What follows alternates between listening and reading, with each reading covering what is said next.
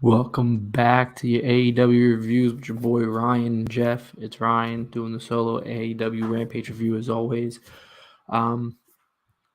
Let's get into it. I know 2 days you're hearing from us, getting back on track. Told you we took that week off, get rejuvenated, get some things in order. So here we go. We're going to Rampage, and we opened up Rampage on April 1st, April Fool's Day, with the boys, the Young Bucks, taking on none other than Top Flight. Two of the best tag teams I think that AEW has. Obviously, they have other ones as well, but definitely Dante Martin, Darius Martin are the youngest. I feel like the youngest tag team, but the best youngest tag team that AEW has. One of the most talented tag teams they have, and I see nothing but great things for them moving forward here. This is their second match. They first fought them, I think I said 19 months ago, 16 months ago, was their first match when they brought, when the Young Bucks brought Dante and Darius Martin into AEW to fight them for when they had the titles. And they put on one hell of a match there then, and they put on one hell of a match here.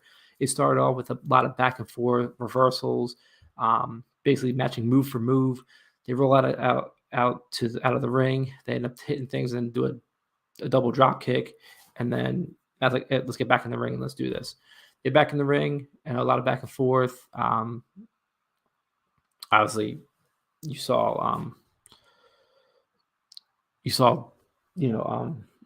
high flying moves on both ends, out of the ring, in the ring, all that kind of stuff. But what really took the cake on this one was they knocked out. So Dante was going for his springboard cutter, and Matt, I think it was Matt in the ring, pushes him off. Yeah, it was Matt in the ring. So he's going to hit on Matt. He pushes him off and flies into the barricade, smashes his face, and he's out. And then Darius and Matt go back and forth, and then they reverse what looked like a roll up. And Nick comes in and they hit him with the BT trigger real quick. Not that they didn't really count, like BT trigger, boom, 1, 2, 3. They get the win. It's about almost 11-minute match, I want to say. But again, a great match. Again, you can see why the Bucks picked these guys to bring into the company. They're definitely a tag team that's up and coming, and they have big things planned for them. As well as, that the Bucks can't lose this match because they were called out by FTR on Wednesday, and they do end up responding later in the night tonight. And then, as we will find out later, and I'll talk about it when we talk about that promo video about more stuff. So then after this match, Excalibur basically says, "Hey, here's a video package on Chris Statlander," and basically at the end of this, they just show what happened to Chris Statlander before she got hit with the turnbuckle, and then how she appeared after. And she just basically says, "Welcome to the other side of Chris Statlander." And that's how it basically goes after that. They talk about Battle of the Belts again, April 16th, I want to say they said. I thought it was next weekend, but maybe I misheard that. But either way, we zoom back to the ring, and we have Dan Lambert, Paige Van Zant, Ethan Page, and Scorpio Sky. Scorpio doesn't talk for any of this stuff, really, even though he's great on the mic. You get Dan Lambert doing most of the talking. You have Ethan Page hop in there, and then actually Paige Van Zant came up with a line in there. But basically they're saying, hey, we're not going to stoop down to their level. Dan Lambert first talks about basically Cody and Brandy as if, those two had a bunch of stripper jokes for them, but those two left the company, so I'm not going to stoop down to their level. But then they said, they wonder if Fuego is the one who took the pictures of them naked with the belts, because there's pictures of them naked with the belts and all that kind of stuff. So they're saying, the Fuego was there. They said, oh, no, what if it was Orange Cassidy, which is why his arm doesn't hurt. That's when Paige Van Zant grabbed the microphone and made the Orange Cassidy joke about, his hand in his pants and he gets to freshly squeeze out. I got the squeeze part of it. And then they go, we're done talking about this. You're not getting the match. Zoom to the big screens, and Sammy goes, really, you don't get this match? Well, maybe let's change your mind. And they destroy his BMW. Chris Jericho sells it if it's the most expensive vehicle on the market, and they just destroy it with sledgehammers. Ty's first hit slams the windshield on the back rear side, and it goes through, and she has to pull it out of the car, which is hilarious. But then Sammy at the very end of it just throws his in through the front windshield and shatters everything. Again, great build this time around. This wasn't as bad as this is good. There wasn't as many boos, and you weren't hearing the fans like screaming everything at Dan Lambert and all that stuff. So far, it doesn't seem like it's as bad of a promo as it was before. So we're going to see how this goes from there and where it goes to the next level. Obviously, I'm going to assume we're going to get Paige Van Zandt and Scorpio Sky taking on Ty and Sammy, unless Ethan Page takes that reign instead. Then we get, which Taz was surprised about, we go to the back for an interview with Hook and Tony Schiavone. He's like, wait, what? And he goes, oh, we've been waiting for this forever. And then boom, out of nowhere, Danhausen interrupts and says he comes to take over the airwaves, basically take all your monies, the way Danhausen talks, Jeff's favorite character. And he tries to curse Hook again. And why didn't Hook get cursed last week? And he tries to curse him again this week. He basically came here to curse people and doesn't do anything. He tries to curse him again, and he goes to look at Tony Schiavone and goes, what was that? And just not fazed by it. Hook still isn't cursed. We jump to the House of Black taking on Fuego del Sol, Evil Uno, and Stu Grayson. Buddy Murphy and Stu Grayson started it off. Some great back and forth, some great maneuvers. It's really good to see them showing Stu and him getting in there. Because we haven't seen Stu in a few weeks now. Even on Dark and Dark Elevation, he's been absent for a few weeks. To get back in there, he's really hard hitting. Really good to see him. Buddy Matthews the same way. So they were hitting each other back and forth, doing different reversals. When we cut to commercial break, I want to say within this one, this is when they tagged in. Stu went to tag in Evil. Fuego tags himself in, and they basically all get destroyed. We cut to commercial break. Blah blah blah. They give then we get back, and then Fuego, they get on top a little bit because after we get back from commercial break, when they all got knocked out of the ring, they're all fighting on the side. Fuego's in the ring by himself. He gets surrounded by the three again, Buddy, Matthews, Malachi, and Brody. And then Uno and Grayson pull out Brody and Matthews, and they the Black and Fuego go at it for a little bit. Then he hits the Poison Rana onto Fuego hits the Poison Rana onto Malachi, thinks he's got it. He jumps off the rope to do a tornado DDT, and he gets Black Mask in the face, or the heel kick, I guess, because they don't call it the Black Mask. That was a WWE thing, but he gets hit with the back heel kick. He pins Fuego 1, 2, 3. They tried to save him, but they couldn't because the House of Black had stopped them. At the end of this match, though, Jericho announces that he is awarding the House of Black the Sports Entertainers of the Week award, or whatever he's calling it. Then we get the Young Bucks promo where they say they're going to take on FTR. Basically, they're talking about like, hey, we're this, and this, and we did all this. And then Nick points out, well, they did that too, but what they didn't do? They didn't beat us. So you know what? Of course we're going to accept this. And then Brandon in the background goes, what about IWPG? And they go, oh, shut up, IWPG, junior heavyweights and heavy heavyweights, super heavyweights, and the Ring of Honor tag champions. And goes, oh yeah, we forgot to, but shut up, Brandon. But they're going to fight them next week. And we found out after because the Ring of Honor card, which was the pay-per-view tonight of their comeback pay-per-view, that FTR did beat the Briscoes and are the new ROH champions, and we are going to see them at defend those titles next Tuesday on Dynamite. From what I've heard, this is coming from Jeff, who gave me all this information with all what's going on with the Ring of Honor Supercard. Then we get the Jamie Hayter match versus Sky Blue for the Owen Hart Cup tournament qualifiers. Some good back and forth here. Clearly, Jamie Hayter is going to win this one, but they did give Sky Blue some offense. At the end of the day, Jamie Hayter does her discus lariat for the win, but she hit her hard on one of them, and it looked pretty devastating. Blue actually had a good offense and looked like at one point she was going to do something, but I'm sorry, they called it the ripcord. But after she hit off the top rope, Hayter landed a roll through into a brain buster, and then hit the ripcord on her. She lifted her up. That was about a 5.5 minute match. But again, still, it wasn't really rushed. It was well paced, everything like I've been talking about on the thing. They really paced this episode really, really well.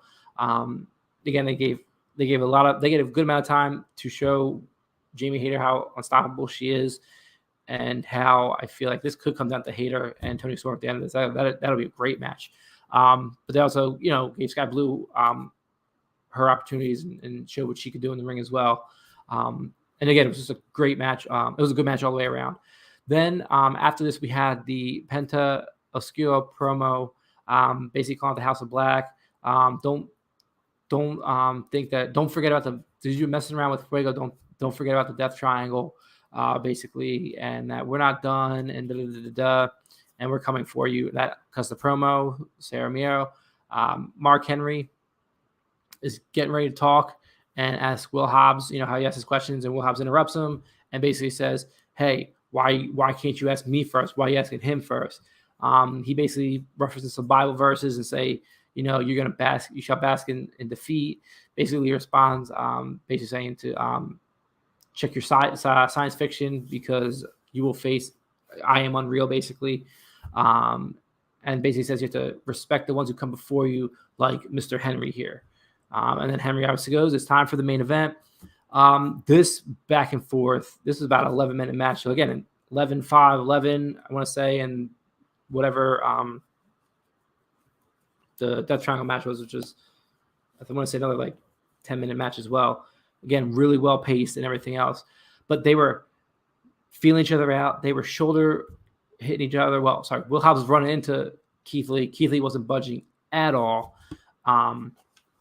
Then he had to run after him, and then Keith Lee just stopped and just dropped him to the ground. He then got him out the ring when Keith Lee shouldered him so hard, he knocked him out of the ring. They cut the commercial break. All the fracker, when they come back from commercial break, I can see it obviously. When they come back from commercial break, Will Hobbs has the advantage.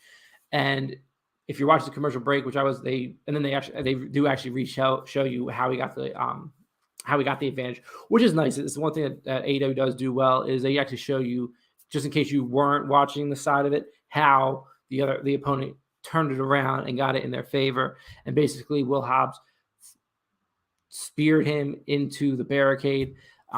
Get back into the ring. Will Hobbs has the upper hand. They made sure to talk about how both these guys have a football background, both played college football, and how you could tell in the way they were fighting, they were really hitting hard because that's just how they play the game. So they basically pointed out that a lot. Hobbs thought he had it at one point. Keith Lee fights back to get back in control of this. Then Hobbs stopped him again, but then Lee comes back again with lariat.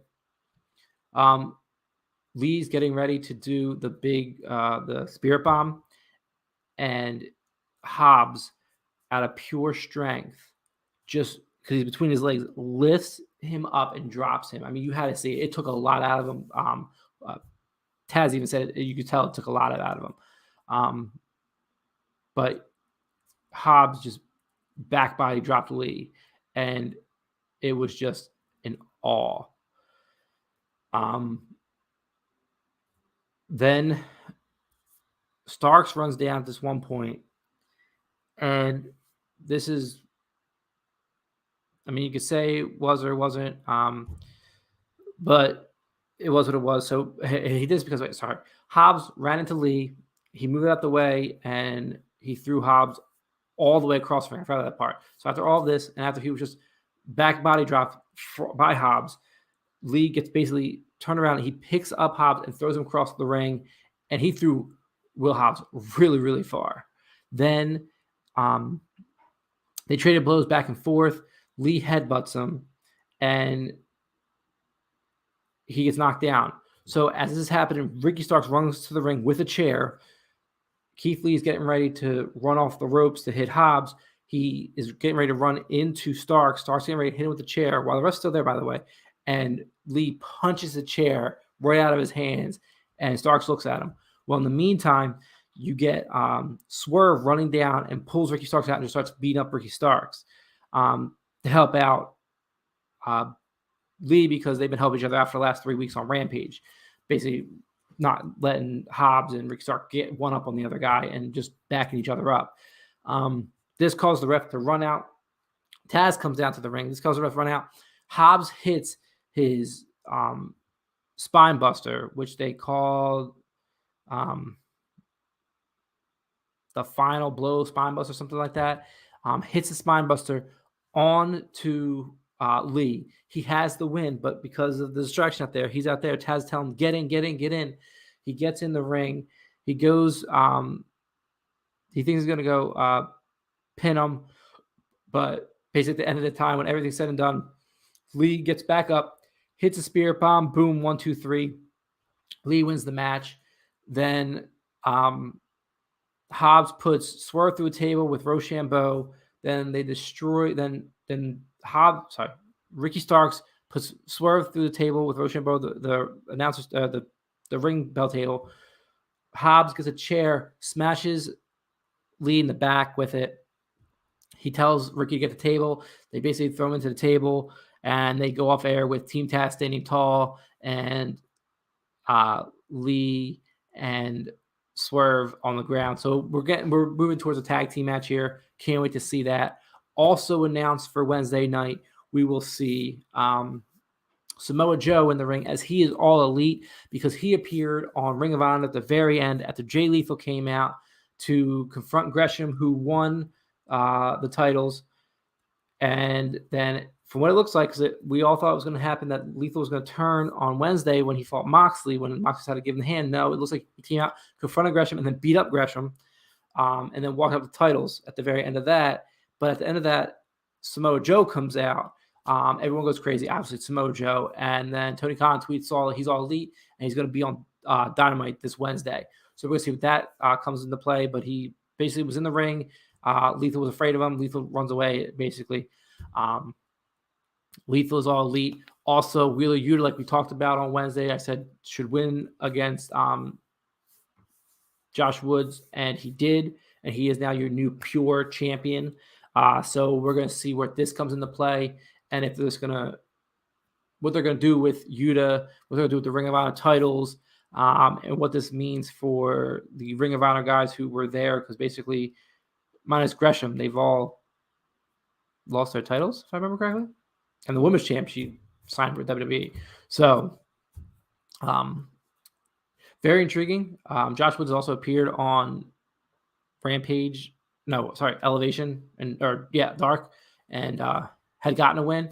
So we'll see what that becomes of that, because I think he's a very, very good wrestler. So we're gonna see where they fit him into the AEW / Ring of Honor stuff. But they were talking about him premiering on Ring of Honor, that he's now part of Ring of Honor, and then Tony Khan tweets he's all elite.